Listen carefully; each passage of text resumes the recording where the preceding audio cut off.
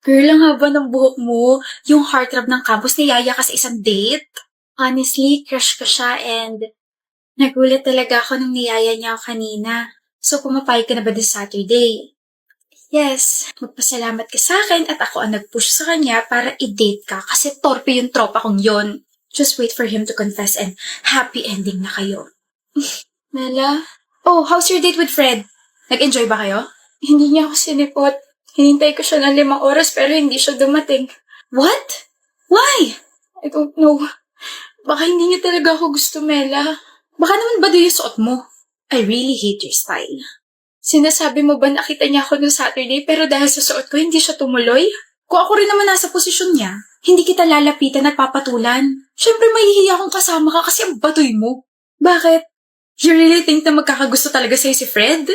Girl, wake up. Wala ka sa Wattpad. Why are you doing this to me? Nakakairita ka. Nakikita pa lang kita, nasusuka na ako sa'yo. Magkaibigan tayo, Mela. Huh? Hindi tayo magka-level tanga. Good job, Fred. Napahiya mo ng bongga si Vina. Huh? You ditched her last Saturday, diba? Sobrang ilusyonada niya kasi. She needs to know her place. Wala nangyaring ganun. Huh? Natuloy kami ng Saturday. Sobrang nag-enjoy ako kasama siya. Sobrang komportable ako kasama siya. I'm glad you pushed me na yayain siya. Hindi ko sinabi mag-enjoy ka. I told you na yayain siya at pagkatapos nun, hindi mo siya sisiputin dahil ang goal natin ay mapahiya siya. Pero hindi ako ganung klaseng tao. You are useless. And you are insecure. What? Bakit ba ayaw mo sa kanya, Mela? I hate everything about her. She's baduy. Pangit niya na nga, ang pangit niya pa manamit. Maganda kaya si Vina. Tsaka hindi siya pangit manamit. Wala ka lang taste. Can't believe you. Iba sinabi niya sa'yo? Sorry pero sinadjust ko kasi na sabihin niya sa'yo na hindi ko siya sinipot. Pinagkaisahan niyo ako? Why? Parang malaman niya na may pekes paligid niya. Nga pala, hindi tayo magtropa, Mela. Wala kasi akong kaibigan na may ugaling nakakakilabot. I hate you so much, Vina. And you too, Fred. Okay ka lang, pre? Okay ka lang? Hindi eh. Iniisip ko lang girlfriend ko. Sa Bella? Ano meron? Hindi na ata ako mahal nun eh. Huh? Birthday niya na Thursday, di ba? Binigyan ko siya ng regalo kaso... Bella, happy birthday. Gawa ko yan. Hindi mo ba pipicturean or i-IG story kasama ako? Di ba ganun ginagawa mo kapag may binibigay ako sa'yo? Hindi na, okay na yan. Ano bang tinitignan mo? Someone gifted me this pretty necklace.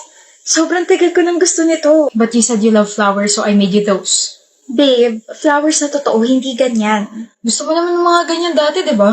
Magagamit ko ba yan? Quiet ka muna and let me just appreciate this pretty necklace. Kinikilig talaga ako. A simple thank you will do pero wala eh. Baka time na para maghanap ka ng iba, pre. Tingin mo? Oo. Para ano? Para mapunta sa'yo? Ano? Para sa'yo. Oh my gosh. Hihintayin kita, Bella. Nandito pa rin ako hanggang sa mag-break kayo. Kung gusto mo, tayo na lang oh. I got you. Huwag din na ituloy, pre. Baka magalit. Dahil sisiguraduhin ko kakarmahin kayong dalawa. Nga pala, kung mabilis na naapektuhan si Bella sa ginawa at sinabi mo, hindi malabong mabilis din siya mawawala ng interes sa'yo. Take it from me, Ayon. 6 months pa nga lang kami ni Bella pero sa iba na siya agad kinikilig.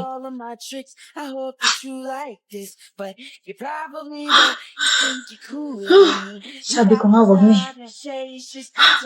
Nakatakot talaga siya. Sino yun, Zen? Si Naya. Kaibigan ko ng high school. Nagkamustahan lang kami ganun. Tagal ko na rin di nakausap eh. Kamustahan na daw pero may paghaplos sa pisngi. May pahalik-halik ka pa sa noon niya. I didn't kiss her forehead, Rafaela. Lying. Well, you know I saw you too. Ganun lang talaga ako sa mga kaibigan ko. Tsaka matagal ko na siya hindi nakita eh.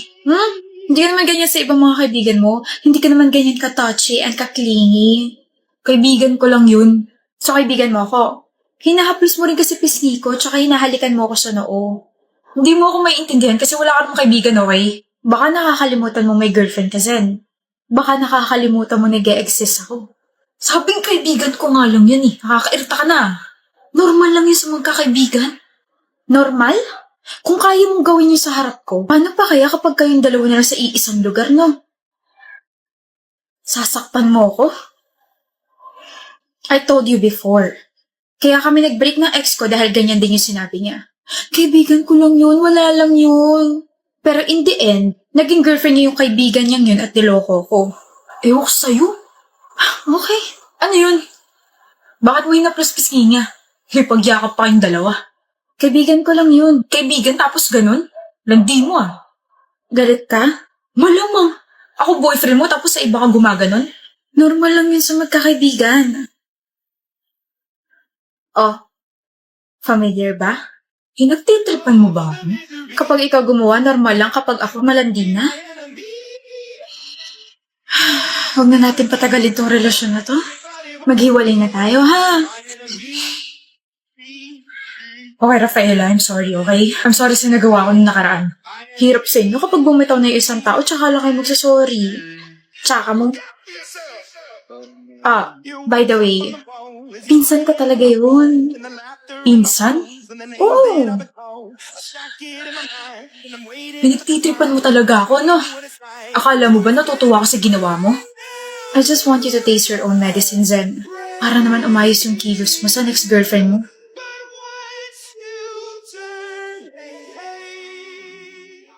Mahal! Bakit ganyan ka lang? Wow! Gising ka pa at naka-makeup ka pa. Grabe naman yung eyeshadow. Pak na pak. Sampunta mo, miss. Tara, hatid na kita sa kwarto natin. Bakit ngayon ka lang? Scary mo naman, asawa ko. Nagsabi ako kanina, di ba? I'll go out with my friends. O di ba English yun? Sabi mo pa nga, sure, Erson. Have fun. Alam mo ba? Kung ano oras na? Bakit hindi mo tignan dyan sa relo mo? Ubus na ba battery? Deserve. Pinipiloso po mo ba ako, Erson? Oh, no, ma'am, no! Magpaliwanag ka. Kaninang 1 p.m., sabi ko aalis ako. Hindi na pala. Ayoko na makinig sa paliwanag mo. Look, bilis talaga magbago ng mood ng mga babae. What did you say? Sabi ko po, hala, ang ganda naman ng eyeshadow mo tonight, Miss Heart. Sino si Miss Heart? Kabit mo? Ba talaga kapag hindi active sa social media? Ano? Yung sa TikTok asawa ko. Yung, nandito na naman si Miss Heart. May bago na naman siyang kliyente. Napapangiti na yon. Nakakainis ka. Kunwari nga galit ako kasi late ka umuwi. Tapos kunwari nag-overthink ako para suyuin mo ako. Araw-araw at gabi-gabi naman kitang sinusuyo, mahal ah. Babe, masyadong healthy yung relationship natin. Kahit maggalit-galitan ka dyan, matutunaw pa rin yan dahil gwapo asawa mo eh. La, kikiligin na ako sabay ganon. Nagsisinungaling ako? May sinabi ba ako? Sobrang gwapo mo kaya. Ganda ng mga mata mo. Sarap titigan. Actually, yung buong mukha mo nakakatunaw. Alam mo, what? Imbis na ikaw ang kiligin, naging ako naman. Baby, kasumi naman eh. Baby, you're my sun and moon. Ano yun? Wala. Yee! Ba't ka nga pala naka-makeup? Wala lang. Ganito mga napapanood ko sa teleserye kapag umuwi ng late yung mga asawa nila. Lagi sila naka-makeup tapos nakaka-intimidate. Ganon. Tigilan mo na yan, B. Hindi ka kaya nakaka-intimidate. Mukha kang marshmallow. Inirapan ako. Matara yarn. Hindi ka na.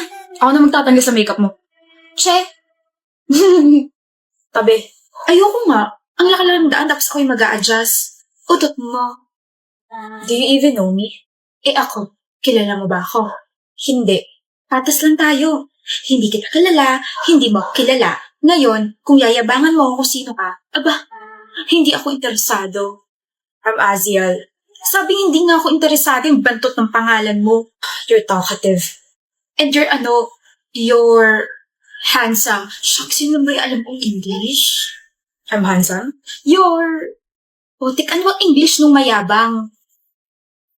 Good looking. Yes, you're good looking. Sira ulo, hindi naman yata yun eh. I just answered your question though. Dudugain mo pa ako ha. At bobo ko, hindi naman ako ututo. I'm actually the owner of the school. May ba? Pasensya na. Ayan, daan ka na kamahalan. Huwag mo akong paalisin dito sa school ha. Mati na tayo. Akala ko ba hindi ka uto-uto? Ha? What I said is not true. Pa isang batok nga, dali. What's your name? Interesado ka na sa akin, no? Sabi ko na nga ba? Bobo lang ako pero alam ko maganda ako. I'm Vera. I'm asking for your name just in case I can ban you in my properties. Ban you? Gaga, ang banyo? Naiihi ka ba? Doon ang banyo. Alam mo ba yon? Banyo is CR. Comfort room. O diba, alam ko yan. Kaya pala parang galit ka nung pinapatabi mo kanina. What? Masamang magpigil ng ihi, pre. Gwapo ka sana pero medyo engot ka sa directions tsaka health matters, no? Gusto mo bang i-educate kita? Turuan kita magmahal. Crazy. Baliw man ako sa paningin mo. Mababaliw ka rin sa akin. I thought you're not interested. Bawal magpakipot? May lang syempre. Gusto ko rin naman magka-jowa lalo na't kakatapos na ng Valentine's, no? Then happy Valentine's. I love you too. What a crazy girl. Crazy boy Kareen! Let's be crazy. Crazy in lababo.